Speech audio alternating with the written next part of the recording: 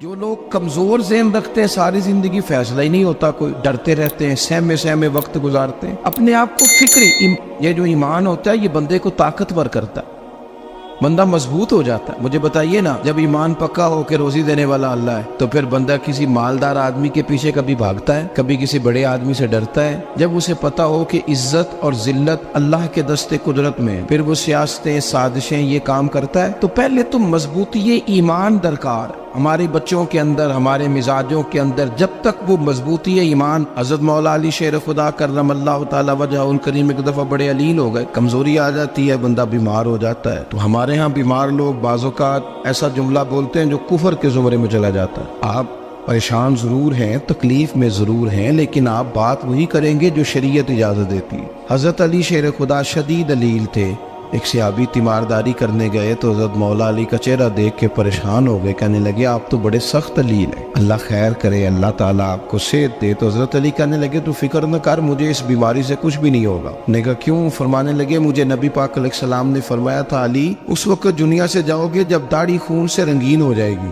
تو اس کا مطلب ہے میں خنجر کے وار کے ساتھ شہید کیا جاؤں گا، میں بیماری سے دنیا میں نہیں جاؤں گا، میں یہ بیماری سے مجھے کچھ بھی نہیں ہوگا، اللہ مجھے شفا دے دے گا، چونکہ حضور نے فرمایا کہ ساڈے نبی دی زبان ساڈے واسطے قرآن۔ تو سب سے پہلے تو اپنے ایمان کے اندر، توکل کے اندر مضبوطی پیدا کریں۔ مسلمان دیکھو نا، نماز پڑھنے سے روزی میں برکت ہوتی ہے، تو پھر اس کا مطلب یہ ہے کہ جب ٹائم آئے نا نماز کا تو گاہک جتنے مرضی کھڑے ہوں پھر دکان بند کرنی چاہیے، پھر نماز پڑھنی چاہیے، کیونکہ روزی تو اللہ نے دینی ہے، گاہکوں نے تو دینی۔ تو سب سے پہلے ضروری ہے مضبوطی ایمان، توکل، اللہ کی ذات پر بھروسہ۔ آپ کبھی میدان کربلا کا پورا نقشہ اپنے سامنے رکھیں نا، دو چیزیں ہیں، امام حسین کو نظر آ رہا ہے اب شہادت ہو جائے گی، اتنی بڑی فوج آئی ہے، خدا کی حکمت کے تقاضے سمجھ میں آ رہے ہیں، حالات کیا ہوں گے سمجھ آ رہی، پر ایک لمحے کے لیے بھی ان کا توکل کمزور نہیں ہوا۔ اپنے رب پر جو مضبوط بھروسہ ہے، سیدہ طیبہ طاہرہ حضرت فاطمہ الزہرا رضی اللہ تعالیٰ عنہا اونٹ کے بالوں کی بنی ہوئی چادر اوڑھ کر چکی پیس رہی تھی۔ یہاں بیویاں بڑا روتی ہیں، غریبی بڑی ہے، بڑی غریب بھی ہے، حالانکہ اب کون بندہ پیوند والے کپڑے پہنتا ہے جی؟ اب تو بڑی مشکل سے وہ لوگ ملتے ہیں جو جوتا ٹوٹ جائے تو گانٹھ کے پہنے، ورنہ تو نئے جوتے آ جاتے ہیں۔ حضرت سیدہ پاک اونٹ کے بالوں کی بنی ہوئی چادر اوڑھ کے چکی پیس رہی تھی۔ نبی پاک صلی اللہ علیہ وسلم نے دیکھا، آنکھوں میں آنسو ضرور آئے، پر محبوب نے فرمایا فاطمہ دنیا میں تھوڑی سی تکلیف برداشت کرو، قیامت کی ساری عزت اللہ آپ کو ہی عطا فرمائے گا۔ تو توکل کی مضبوطی، اللہ کی ذات پر بھروسہ، اپنے رب کریم کے ساتھ امیدوں کا وابستہ کرنا، اس سے مضبوطی آئے۔ دوسرا فرمایا وَعَمِلُوا الصَّالِحَاتِ، بہترین عمل کیا جائے زندگی میں، نیک اعمال کیے جائے، وقت ضائع نہ کیا جائے، ہر وقت کوئی نہ کوئی کام بندہ کرتا رہے۔ یہاں بہت سارے لوگ ہیں جن کو لوگ نیک کہنا شروع کر دیتے ہیں نا، وہ سمجھ لیتے ہیں شاید ہم سچی مچی نیک ہیں۔ لوگ جو کہتے ہیں حضرت صاحب کی بلا، پیر صاحب کی بلا، میں یہ طالب علموں کو، دوستوں کو، بلکہ اپنے آپ کو بھی کئی دفعہ کہتا رہتا ہوں، اپنے آپ کو سمجھاتا ہوں کہ یہ لوگ تجھے کہہ رہے ہیں حضرت صاحب، یہ تو رات کو تو اپنے آپ سے پوچھنا، اپنے رب سے پوچھ، کبھی موقع ملے تو اپنی گریبان میں جھانک، غور کر کے تیری کیفیت کیا ہے، تنہائی میں تیرا دل اللہ سے جڑتا ہے کہ نہیں، عبادت میں دل لگتا ہے کہ نہیں،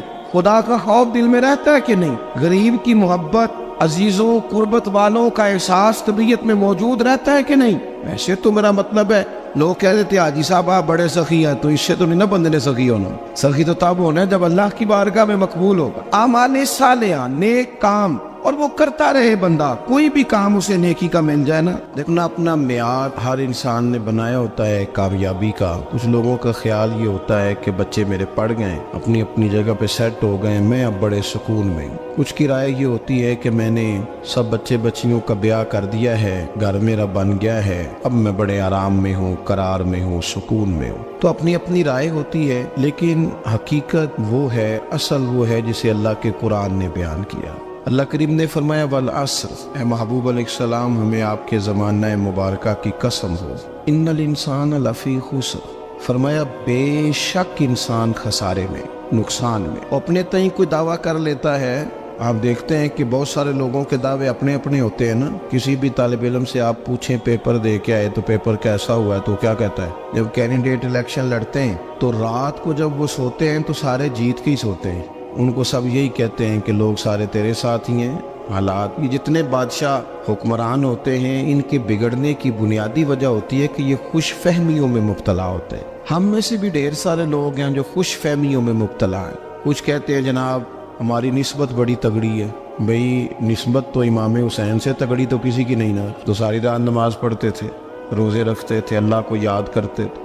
آپ خالی نسبت پر بیٹھ کر عمل چھوڑ جائیں تو یہ کیسے ممکن ہے؟ تو اپنے اپنے تئیں لوگوں نے معیار کامیابی کے قائم کر لیے ہیں. اللہ فرماتا ہے کہ محبوب مجھے قسم ہو زمانے کی انسان نقصان میں. یہ دن بدن جو وقت گزار رہا ہے تو اس کا نقصان, اس کا خسارہ, اس کا گھاٹا بڑھتا جا رہا ہے روز نقصان میں. کتنا کتنا عمر کا حصہ لوگوں نے ضائع کر دیا. کتنے کتنے بہترین لوگ تھے لیکن روزی روٹی کے پیچھے وقت سارا برباد ہو گیا. یہ رزق حلال کے لیے دوڑ دھوپ ہو وہ تو بڑی بات, لیکن تکبر کے لیے اور خواہشات, بیجا خواہشات کی تکمیل کے لیے, ایک دوسرے سے آگے بڑھنے کے لیے بڑا وقت ضائع کیا لوگوں. اچھا کوئی بھی نہیں جیتا, خاندانوں میں بھی کوئی نہیں جیتا, برادریوں میں بھی کوئی نہیں جیتا, پر لڑائی ساری زندگی کی ہے. میں نے آگے گزرنا, میں نے آگے, حالانکہ کوئی کسی کو جیتنے دیتا ہی نہیں. اپنے اپنے تئیں لوگوں نے معیار قائم کیے کامیابی کے. اللہ فرماتے ہیں بے شک انسان نقصان میں ہے, لیکن جس میں 4 خوبیاں پائی جائیں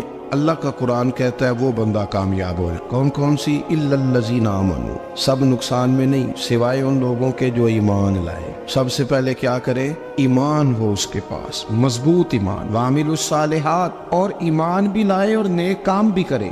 اور صرف نیک کام نہ کرے, وَتَوَاصَوْا بِالْحَقِّ, لوگوں کو حق بات کی نصیحت بھی کرے. اور ظاہر ہے سچ بولے گا, حق بولے گا تو بڑے لوگوں کے مفادات کو ٹھیس پہنچے گی, کچھ لوگوں کو تکلیف بھی ہوگی. تو اب جب تکلیف ہوگی تو پھر مصیبت بھی آئے گی. تو اگر حق بات کہنی ہے تو پھر کیا کرے؟ وَتَوَاصَوْا بِالصَّبْرِ, اور ایک دوسرے کو صبر کی بھی وصیت کرے. 4 چیزیں پائی جائیں, ایمان, اعمال صالحہ, حق کی نصیحت, اس رستے میں آنے والی تکلیف پر صبر. اگر یہ 4 چیزیں میسر آتی ہیں تو اللہ کا قرآن کہتا ہے بندہ کامیاب ہے. اور اگر یہ 4 چیزیں نہیں تو پھر کوئی بندہ جتنا مرضی دعویٰ کرے, جتنا مرضی شور کرے, جتنا مرضی اعلان کرے, وہ کامیاب ہو سکتا.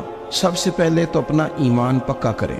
یہ جو کچی پکی باتیں کرتے ہیں نا لوگ, مسلمان جو ہوتا ہے نا, مسلمان وہ لاوارث نہیں ہوتا, وہ وارث والا ہوتا ہے. اس کا رب ہر وقت اپنی رحمت سے اس کی حفاظت کرتا ہے. مسلمان ہر وقت نبی پاک علیہ السلام کے نگاہ کرم میں رہتا ہے. اسے کمزور باتیں نہیں کرنی چاہیے کہ میرے کو پیچھے چڑھ گیا تو پتہ نہیں کیا ہو جائے گا, برادری مخالف ہو گئی تو پتہ نہیں کیا ہو جائے گا, سچ بول دوں گا تو لوگ پتہ نہیں مجھے مار دیں گے. ایسا ہو نہیں سکتا. چھری حضرت ابراہیم چلائے بھی نا تو حضرت اسماعیل کے حلق پہ چلنا اس نے تب بھی ہے جب اللہ حکم کرے گا. تو اللہ کی حکمت ہوگی, حکمت الہی ہوتی ہے تو کوئی کام ہوتا ہے, ورنہ ہوتا. تو اپنی طبیعت میں مضبوط ایمان, توکل, اللہ پہ بھروسہ, مضبوطی افکار کی, کچی باتیں نہیں. دیکھو نبی پاک صلی اللہ تعالی علیہ وسلم نے فرمایا نیکی کو کبھی حقیر نہیں سمجھنا, کبھی حقارت سے نہیں نیکی کرنی کہ یہ بڑی چھوٹی ہے تو میں اس کو کروں. اب فرمایا کبھی حقیر نہ سمجھنا, نیکی کا کام جو بھی ملے کر دینا.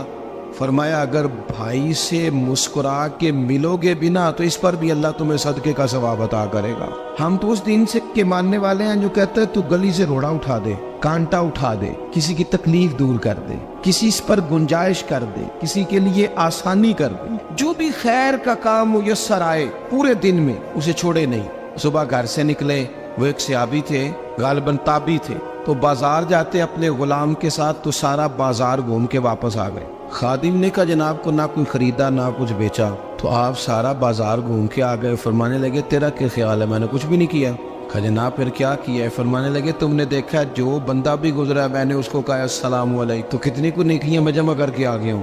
کوئی خیر جو میسر آئے. ہم سمجھتے ہیں کہ شاید کوئی کروڑ کو روپیہ ہوگا تو پوری مسجد بناؤں گا تو پھر میں نے نیکی کر دی ہے. شاید جناب میں, حالانکہ یہ چھوٹے چھوٹے کام ہے نا, چھوٹے چھوٹے کام, ان کی تو زیادہ ضرورت ہوتی ہے, ان کی تو زیادہ حاجت ہوتی ہے. کوئی آپ رستے میں گزر رہے ہیں تو نیچے کوئی کھڈا بنا ہوا ہے تو اس پر ہم کیا کرتے ہیں, گاڑی میں بیٹھ کے تبصرہ کرتے ہیں اے روڈ کھورے کدو بننا ہے. بھئی یہ کھڈا ہے نا تو آپ نیچے اترے نا, تو آپ دھابڑا لیں نا, کئی پکڑے نا, یہ تو 5 منٹ کا کام ہے. यहाँ आसानी कर दे ना, आप इसमें गुंजाइश कर दें। हुजूर सैयद आलम अलैहिस्सलाम ने फरमाया, इमाम राजी ने हदीस लिखी है, क़यामत के दिन एक बंदे को अल्लाह माफ़ करेगा तो मालिक वो बंदा अर्ज करेगा, या अल्लाह मैं तो बड़ा गुनहगार हूँ, किस वजह से माफ़ी हुई? फरमाया, रात के वक्त तू गुजर रहा था, तेरे पैर से रोड़ा टकराया था, तूने उठाया इधर उधर देख के कि कोई अल्लाह के किसी बंदे को तकलीफ ना हो जाए। का मालिक हो वो तो मैंने ज़माना बीत गया, कोई इतनी बड़ी बात भी नहीं समझी। तो रब करीम ने फरमाया, तो रात के अंधेरों में भी मेरे बंदों का ख्याल रखता था, तो मैं तेरा ख्याल ना करूं?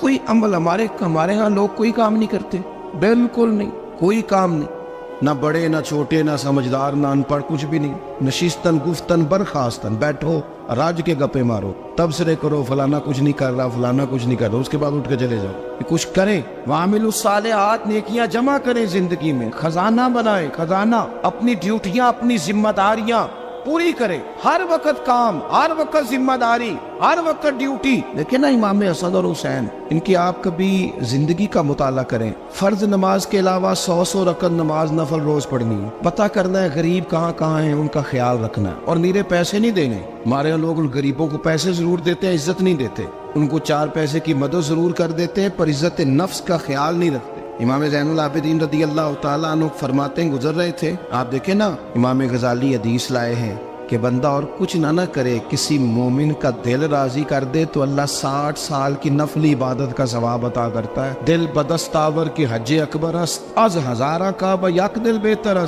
किसी का दिल खुश कर देना, उसको राहत दे देना, उसको करार दे देना, उसके लिए कोई ऐसा सामान कर देना कि बंदा मुतमईन हो जाए, सुकून हो जाए। ये हमारे यहाँ जो लोग होते हैं ना, सरकारी मुलाजिमीन, ड्यूटियों वाले, इनकी तबीयतों में तलखी होती है। ये अगर सिर्फ प्यार करने लग जाए ना, से वाबस्ता लोग मेरे बाप में से है, तो मैं उनसे कहता हूँ कि शिफा तो अल्लाह ने देनी है, चलो तुम दुआई तो आज के दिया करो ना, तुम आने वाले की बात तो तवज्जो से सुनो। वो बेचारा अपनी बात, हमारे बुजुर्ग थे तो तावीज़ लिखा करते थे, बड़े आलिम थे, मुझे कुछ थोड़ी सी ना मेरे दिल में उनके बारे में खफगी रहती थी कि आप इतने बड़े आलिम हैं, आप किताब लिखे, आप तवीज़ लिख रहे हैं, और फिर लोगों ने कमाई करनी होती है, आप तो मुफ्त देते हैं सारा कुछ, इतनी लंबी ड्यूटी, सारा दिन बैठे रहते हैं आप और लिखते तवीज़ है। मैंने एक दिन उनसे गुजारिश की, मैंने कहा शेख आप बड़े आदमी, जिन लोगों को अल्लाह ने रसूख फिल इल्म अता फरमाया होता है, उनमें से आप, अल्लाह ने आपको पुख्तगी दी है इल्म में, शौरी आलिम में, आप सारा दिन तवीज़।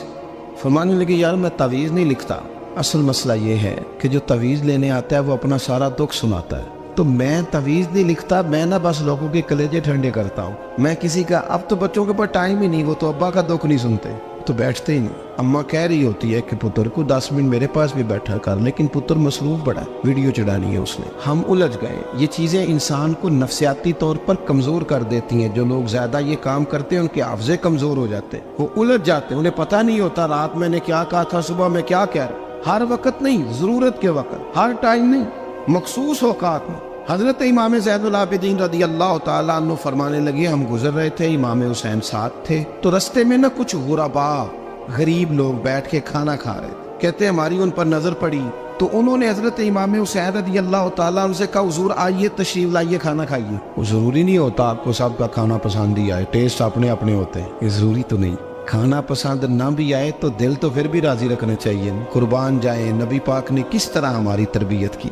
हज़रत आयशा सिद्दीक़ा रदी अल्लाह ताला अन्हा फरमाती हैं, करीम महबूब का मैंने ये तरीका देखा कि अगर खाना ना पसंद होता तो छोड़ देते, पर कभी उसमें से नुक्स ना निकालते, ऐब जोई न कर। गर्मी के मौसम में खड़ी है बेचारी खातून, और कितनी मुशक्कत से उसने खाना बनाया, और कितनी गर्मी सही है चूल्हे के सामने, लेकिन साहब को खाना रखा है तो वो कहते हैं ये तू की पकाया है, वो खाने वाली चीज़ है भाई, इस तरह करना, अब जो अगली हंडिया वो तू पका, ना तू खड़ा हो।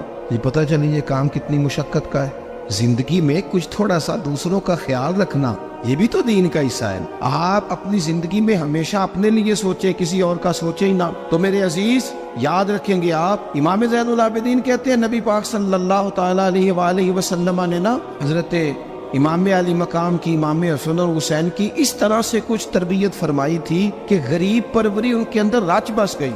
مزاج بن گیا. وہ غربا بیٹھے تھے دسترخوان بچھائے سڑک کے کنارے, تو امام حسین گزرے تو انہوں نے آواز دی. امام صاحب لوگ کہنے لگے حضور تھوڑی روٹی نہیں کھا لیتے ہمارے ساتھ. تو امام صاحب آ گئے, نیچے بیٹھ گئے غریبوں کے ساتھ. کوئی جرت کرے نا, چلو امیروں نے تو غریبوں کے ساتھ بیٹھنے کی جرت نہیں کرنی, کوئی پیر ہی بیٹھ جائے غریبوں کے ساتھ, وہی مہربانی کر دے کہ میں پیر صاحب ہوں قبلہ ہوں تو میں ہی چلو لنگر کھا لوں مریدوں کے ساتھ بیٹھ کے.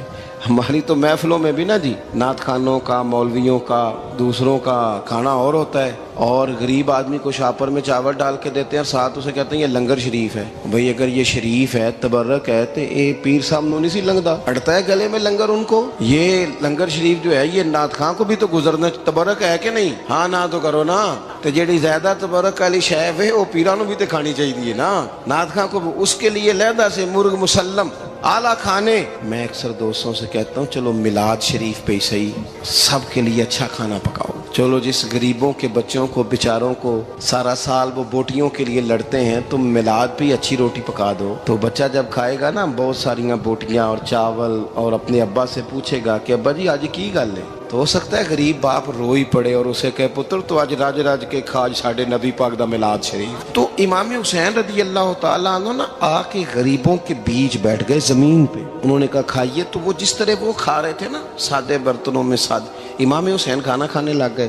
میں نے کہا خیر کا کام کوئی بھی ملے اسے ضائع, چلو اور کچھ نہیں کر سکتے تھے, کسی کو سڑک ہی پار کرا دے نابینا کو, چلو اور کچھ نہیں کر سکتے, تو آپ کو پتہ ہے کہ سامنے والا بوجھ لے کے گزر رہا ہے, آپ تھوڑا سا ہٹ جائیں روڈ سے, اسے گزر لینے دیں. کوئی تو کام زندگی میں کوئی ارادہ تو خیر کا بندہ کرے. امام حسین بیٹھ گئے, ان کے ساتھ روٹی کھائی, تھوڑی دیر کے بعد اجازت لی, فرمایا جاؤں؟ کہنے لگے حضور اور کھائیے. فرمانے لگے میں تو ابھی روٹی کھا کے آیا تھا اور آج تک ایسا نہیں ہوا کہ دوبارہ کھانا کھاؤں, ایک لقمے کی بھوک نہیں تھی, جتنا بھی کھایا ہے نا یہ تمہارا دل خوش کرنے کے لیے کھایا ہے. غرباء مساکین کی وعامل الصالحات, ایماندار بندہ ایمانداروں جیسے کام کرتا ہی اچھا لگتا ہے. 25 حج کیا امام حسن اور حسین نے مدینے سے مکے پیدل جا کے. میں کہتا ہوں چلو ہم باجماعت نماز ہی پڑھ لیا کریں. چلیں, حضور صلی اللہ علیہ وسلم نے فرمایا فجر کی نماز پڑھ کے بیٹھ جاؤ, اشراق چاشت تک اللہ کا ذکر کرو, 2 نفل اشراق کے 2 چاشت کے پڑھ لو, اللہ 2 حج اور 2 عمرے کا ثواب عطا کر دے گا. مشکل کام تو نہیں. اہل بیت نے ہمیں سبق یہ پڑھایا ہے, حضور کے اصحاب نے ہمیں سبق یہ پڑھایا. تیسری بات فرمایا وتواصوا بالحق, صرف یہ نہیں کہ تم نماز پڑھ کے تو بیٹھ جاؤ, تم نے نا بے نمازی کو نماز کی دعوت بھی دینی ہے. مظلوم پر ظلم ہوتا رہے اور کونے میں چپ کر کے بیٹھے نہیں رہنا, بلکہ اگر ہاتھ پکڑا جا سکتا ہے تو ظالم کا ہاتھ پکڑنا ہے. نبی پاک علیہ الصلوۃ والسلام نے فرمایا اپنے بھائی کی مدد کرو چاہے وہ ظالم ہو یا مظلوم ہو, بھائی کی مدد کرو چاہے ظالم ہو یا مظلوم ہو. تو صحابہ نے عرض کی یا رسول اللہ صلی اللہ تعالی علیہ وسلم یہ مظلوم کی مدد تو سمجھ میں آتی ہے, یہ ظالم کی مدد کیسے کریں؟ نہیں سمجھ آ رہی ہے آپ کو بات؟ یا رسول اللہ صلی اللہ تعالی علیہ وسلم مظلوم کے ساتھ کھڑا ہونا تو ہماری عقل میں آ گیا, تو ظالم کی مدد کیسے کرنی ہے؟ نبی پاک صلی اللہ تعالی علیہ وسلم نے فرمایا ظالم کو ظلم کرنے سے روک دو, تم نے اس کی مدد کر دی, اسے باز کرو. لیکن ہم تو اتنی جرت ہی نہیں رکھتے بدی کو بدی کہنے کی, اتنی طاقت ہی نہیں ہوتی. جھوٹ کو جھوٹ کہنے کی ہمت, ہمارے گھر میں سارا کچھ ہو رہا ہوتا ہے, ہمیں پتہ ہوتا ہے کہ فلاں جگہ پہ ہمارا قبیلہ ہماری برادری غلط ہے, پر اتنی جرت کرتے. ہم سچ بولتے ضرور ہیں پر دوسروں کے بارے میں, اپنے بارے میں سچ بولنے کو تیار نہیں ہوتے. جرت کا مظاہرہ کریں, زندگی میں حق کو حق کہنا سیکھیں, غلط کو غلط کہنا سیکھیں, جھوٹ کو جھوٹ کہیں, بدی کو بدی کہیں, سچائی کا ساتھ دیں ہمیشہ. ہم نے جب تک دیکھو نا ظلم ہوتا رہے, زیادتی ہوتی رہے, اپنا دروازہ اندر سے بند کر لو, پتر باہر نہ جانا. کیوں جی؟ باہر اس پہ ظلم ہو رہا ہے, ان کے گھر آگ لگی ہے, کو ہمارے گھر تو نہیں نہ لگی. یاد رکھنا پڑوسیوں کی آگ نہ بجھاؤ گے تو اپنے گھر بھی آ جائے گی. اگر مظلوم کا ہاتھ نہیں پکڑو گے تو ظالم دلیر ہو جائے. اور ہمارے جتنے بھی بزرگ گزرے انہوں نے ظالموں کو ظالم کہا. امام احمد بن حنبل نے جیل کاٹی, امام اعظم ابو حنیفہ نے جیل کاٹی. آج کل لوگ کہتے ہیں مولانا صاحب آپ نے نا جناب غلط کو غلط نہیں کہنا, سیاست کی بات نہیں کرنی. کیوں جی؟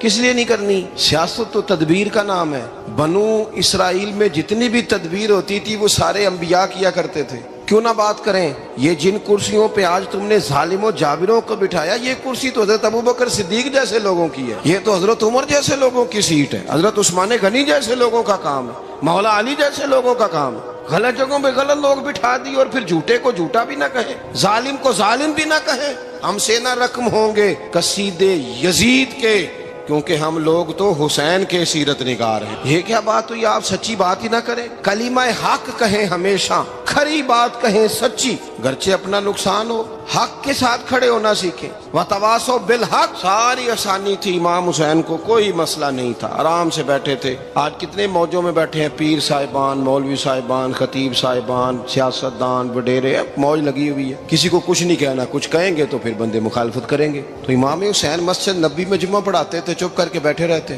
حضور سید عالم علیہ السلام کے مزار انور کے پاس بیٹھے تھے، بیٹھے رہتے۔ لیکن امام حسین نے فرمایا ظالم حکمران بنے تو وہ قوموں کو تکلیف دیتے ہیں، وہ ملی نقصان کرتے ہیں، وہ امت کا چہرہ مہرہ بگاڑ کے رکھ دیتے ہیں، لہذا کھڑے ہونا پڑتا ہے، کلمہ حق کہنا پڑتا ہے، الہ کلمۃ الحق کے لیے نکلنا پڑتا ہے۔ آپ اپنی زندگی کے اندر سچی بات کرنا سیکھیں۔ الیکشن کے دن آ گئے، میرے ایک بڑے محبت والے ساتھی تھے، وہ آ گئے ووٹ کے لیے۔ ویسے بھی یہ جو بیماری ہمارے ملک میں نا جی، ہمارے ہاں حکمران بعضوں کا کہتے ہیں اوے ہو جی جمہوریت بڑی ضروری ہے۔ وہ بھی کس مصیبت کا نام ہے جمہوریت؟ اقبال تو کہتے ہیں کہ یہ وہ چیز ہے کہ جس میں پتہ ہی کوئی نہیں ہوتا، پڑھے لکھے ان پڑھ کا، چھوٹے اور بڑے کا، سیانے اور بیوقوف کا۔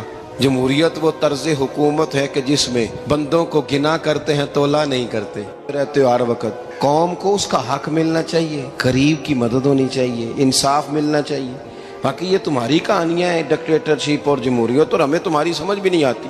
ہر ڈکٹیٹر کے ساتھ ہوتے ہو، باتیں جمہوریت کی کرتے ہو، جہاں تمہارا دل کرتا کھڑے رہتے ہو۔ ہمیں تو کوئی اس سے غرض نہیں، کام ہونا چاہیے، بلکہ جو لوگ قوت نافذہ رکھتے ہیں انہیں سمجھنا چاہیے کہ ملک کی بھاگ دوڑ ہمیشہ مضبوط ہاتھوں میں رہے، اور وہ اس طرح کا نظام وضع کریں، مل بیٹھے سارے ادارے کہ غریب کی سنی جائے۔ وہ مجھے بڑی اچھی طرح یاد ہے جب وہ ایک حکومت ختم ہوئی اور جو ایک فوجی رہ کے گئے تھے 11 سال، ان کی حکومت آئی تو میں باہر نکلا تو ایک بزرگ تھے، وہ صبح صبح ناشتہ بیچا کرتے تھے ہمارے علاقے میں، چاول اور چنے بنے۔ تو میں نے ان سے کہا بزرگوں پتہ لگا جی رات دی حکومت بدل گئی ہے۔ تو فرمان لگے پتر جیڑا مرضی بھی آ جائے، میں تو چاول بیچ کے روٹی کھانی، ہمیں تو ان سے غرض ہی نہیں، اللہ جانے کون آیا کون گیا، تو کھیل تماشا بنایا ہوا ہے۔ تو جھوٹے کو جھوٹا کہیں۔ میرے ایک دوست ہیں الیکشن لڑتے ہیں، مجھے ایک دفعہ آ کے کہنے لگے آپ نے کبھی ووٹ نہیں ڈالا، اس دفعہ ضرور ڈالے۔ میں نے کہا نہیں ڈالتا میں۔ کہنے لگے ووٹ قوم کی امانت ہے، تو میں نے کہا امانت کسی بے ایمان کو دے دوں؟ امانت تو امانت دار کو دی جاتی۔ نہیں سمجھے آپ بات؟ یہ سارے کہتے ہیں نا ووٹ قوم کی، تو امانت کس کو دینی چاہیے؟ صحیح بتاؤ۔ چلو ہوں تسی بولنا نہیں، بس دل وچ گل رکھنی، دل وچ دیندے ویسے امانت دارا نہیں ہونا۔ نہیں میں نے کہا بولنا نہیں، ہمیں کسی نے پتہ نہ لگ جائے، دیتے ویسے امانت داروں کو ہی ہو نا۔ یہ اپنے دل سے پوچھو، فیصلہ لو، اللہ سے ڈرو۔ ظالم کا مددگار ظالم ہوتا ہے، ظالموں کا مددگار ظالم ہوتا ہے۔ وہ تیرے میرے ووٹ پر جیت کر جب ظلم کرے گا تو پھر کون ہے جو یہ دعویٰ کرے گا کہ جناب میں ظالم کا مددگار نہیں؟ سوچو سمجھو، غور کرو۔ امام حسین رضی اللہ تعالیٰ عنہ نے فرمایا سچ کو سچ کہیں گے، جھوٹ کو جھوٹ کہیں گے۔ یہ نہیں ہو سکتا کہ جناب ظلم ہوتا رہے اور چپ رہے۔ اور یہ سبق کہاں سے پڑھا انہوں نے؟ مولا علی شیر خدا سے۔ جب حضرت عثمان غنی رضی اللہ تعالیٰ عنہ پر بلوائیوں نے حملہ کیا نا، تو چونکہ حضرت عثمان غنی خالو تھے امام حسن اور حسین کے، حضرت عثمان خالو ہیں، سگے خالو ہیں، تو حضرت مولا علی شیر خدا نے یہ نہیں کہا کہ پتر اتنے بندے آ گئے ہیں، تلواریں ہیں، محاصرہ ہے، باہر نہ نکلنا، بلکہ حضرت مولا علی نے خود اپنے دونوں بیٹوں کو تلواریں پکڑائیں اور حضرت عثمان غنی کے دروازے پہ کھڑا کر کے کہا پتر خیال رکھنا تمہارے ہوتے ہوئے کوئی بھی شخص حضرت عثمان غنی کا دروازہ نہ کراس کر پائے۔ خود اپنے بچوں، ہر جنگ میں حضرت علی ساتھ لے کے جاتے تھے۔ ہم تو بچوں کو دلیری سکھاتے ہی نہیں، بزدل۔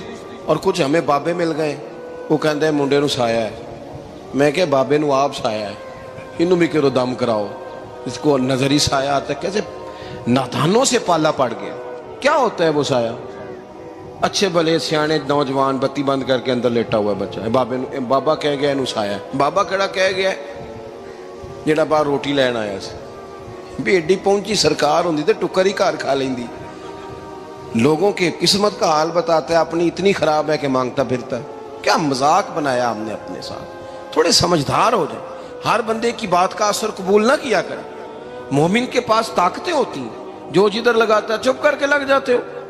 ان الذین قالوا ربنا اللہ ثم استقاموا تتنزل علیہم الملائکہ، اللہ کہتا ہے تو ڈٹنا سیکھ، رب کا نام لے کے ڈٹ جا، رب تیری مدد کے لیے فرشتے بھی نازل کر دے گا۔ فرمایا یہ نبی مومنوں کے جانوں سے بھی زیادہ قریب ہے۔ ہم بڑا عام لفظ بولتے ہیں کہ فلاں چیز میرے دل کے بڑی قریب ہے، میری سوچ کے بڑی۔ جو لوگ دل کے قریب ہوتے ہیں ان کے پاس اٹھنے بیٹھنے کو دل کرتا ہے۔ تو اللہ کریم نے قرآن پاک میں فرمایا کہ یہ پیغمبر صلی اللہ علیہ وسلم تمہاری جانوں سے بھی تمہارے قریب ہے، اور حضور نے وضاحت کر دی، نبی پاک نے وضاحت کر دی۔